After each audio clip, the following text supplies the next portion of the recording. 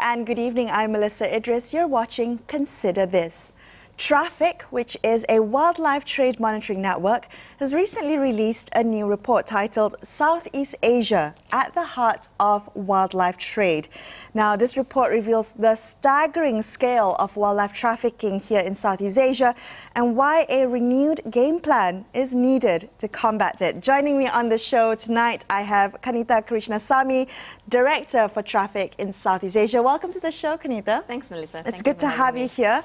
Now, I've been made to understand that this report is slightly different from all the other reports that TRAFFK has released previously. It's because this report looks back at the last 30 years of wildlife trade.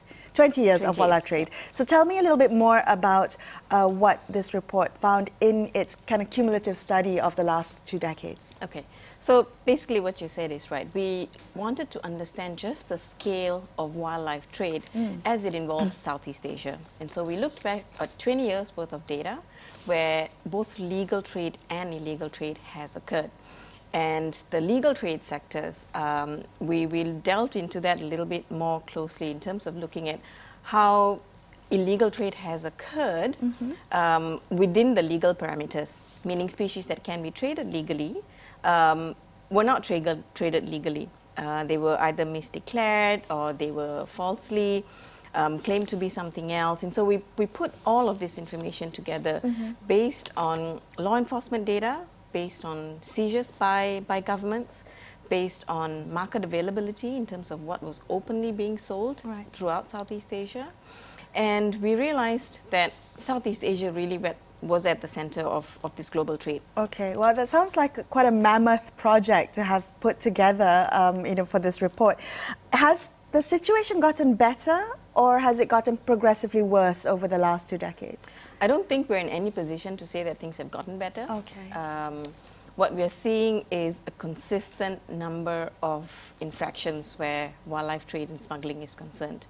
Governments almost on a daily basis, they're making law enforcement seizures, they're arresting individuals. On a daily basis? On a daily basis. I think if you look at the news being released in every single country across, not every single country, but if you look at what's happening at news on a daily basis, you will find some countries somewhere making an enforcement effort because of wildlife trade. Okay, all right, and Southeast Asia is particularly interesting because it's this kind of weird confluence of source point, consumer of this market, also a transit point, right, because of its porous borders. Yeah. So all countries in Southeast Asia more or less play this sort of 3 roles. We are an important source. Southeast Asia is one of the most highly biodiverse regions in the world. We've got, everything from your critically endangered tigers to your pangolins to your bears. Every single one of these animals are being targeted for trade purposes. We are also a transit region where a lot of commodities, for example, African elephant ivory or African pangolins, they are coming in to and through Southeast Asia. To and through Southeast Asia. Yeah, because we've got consumers in the region. We're not just source in transit, we are also a huge consumer ourselves. So we've got people wanting critically endangered plowshare tortoises from Madagascar, for example. It's a beautiful tortoise, but it's so priced, it's so rare, and in the black market, they go up to $40,000 US. So we're not talking about people like you and me who can, purchase a tortoise for $40,000 US. We're looking at a rare animal that hobbyists are seeking out, and they're going through heaps of efforts. All right, let me just get this straight. So we talked a little bit about the region. I want to come back because this region is so interesting compared to the rest of the world, particularly for the wildlife trade. But you talked a little bit about legal trade and illegal trade. Help me understand what the legal trade enables. What is the legal trade of wildlife used for? Why is there a legal trade of wildlife? Okay, so perhaps the easiest explanation is that trade has to happen and trade is legal. And for simple things like this chair that we're sitting on, timber, right? So wildlife includes animals and plants. Right. And everything from your timber products, everything from your fisheries, all of that is considered wildlife trade. And we're not saying stop all wildlife trade, we're just trying to make sure that trade, where it does happen, is being done legally and it's being done sustainably. We don't want to reach a point where you've realized, you've exploited or harvested a species so much that it's never going to recover in the wild. And so when we're talking about legal trade, that's what we're talking about. We want to make sure that it is legal. We want to make sure that it is sustainable. Okay, and legal trade of wildlife is used for commercial purposes. So what about illegal trade? So some of these wildlife that are being trafficked or being traded illegally for medicinal purposes or presumed medicinal purposes for food, right? For trophies, and you mentioned pets for hobbyists as well? Okay. Correct. So, tell me a bit more. So I suppose if you break them down to main different categories, you have them being used for food, you have them being used for traditional medicine purposes, you have them being used for live animals, for pets, and then you have the trophy and trinkets. And they comprise anything and everything from mammals to birds to reptiles and amphibians. Reptiles and amphibians, there's a huge demand to keep them as pets. Likewise with birds. I would say all countries in Southeast Asia have some level of trade, both legal and illegal, as it involves mammals, birds, reptiles, and amphibians. Perhaps the easiest way to explain the scale of the illegal trade with mammals, for example, is African elephants and African pangolins. They're coming in the tons. So we're talking about, over almost 60 tons of pangolin scales that have come in to Southeast Asia, namely in Singapore and Vietnam, just last year.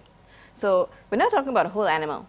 We're talking about a pangolin scale, which is about that big. Right. But they're coming in volume of 60 tons. So you think about how many pangolins have to be killed for scales of that volume. Correct. And they're crossing continents. They're being moved from several countries in the African continent. They're passing through transit countries either in the Middle East or in Europe. And then they're coming into Asia and Southeast Asia. So we're talking about, at least 3 hops if you're looking at, crossing the international borders. You and I couldn't do that.